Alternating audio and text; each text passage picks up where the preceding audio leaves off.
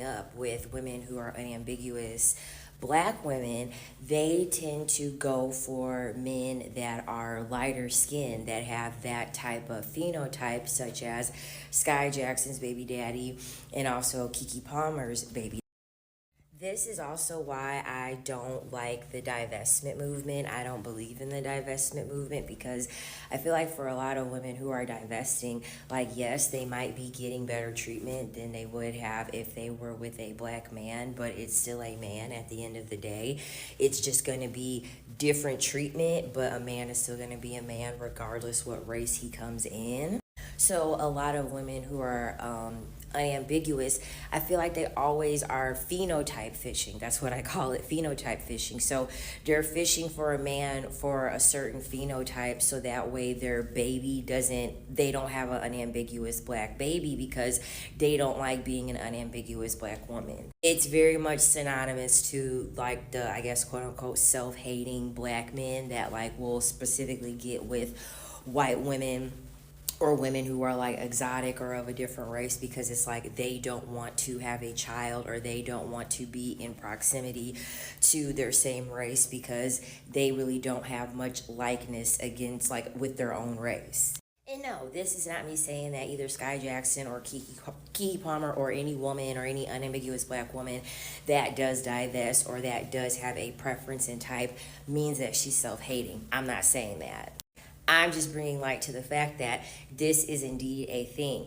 People will phenotype fish because either A, it's just their preference, you know what I mean? But on a deeper level, like psychoanalyzing the situation, why did they pick that phenotype? What do they like about that phenotype? What perceived benefit do they have from that phenotype?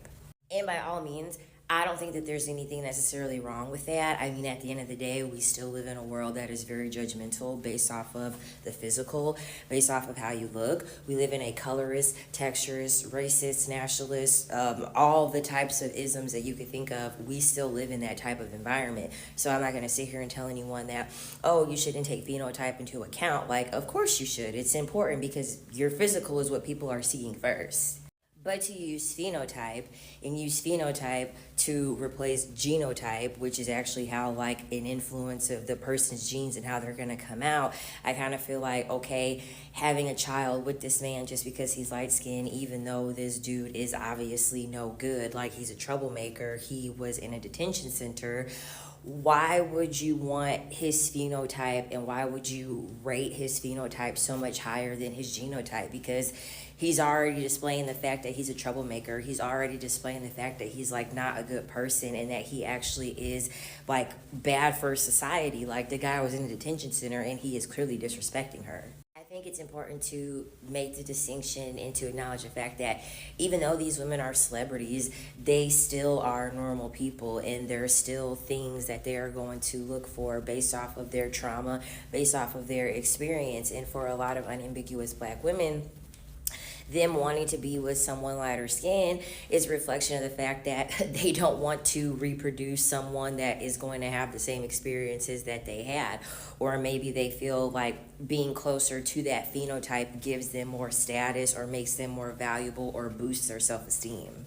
Despite the fact this person is not a good person for them to be with. This person is detrimental to their career, detrimental just to themselves in general. I mean,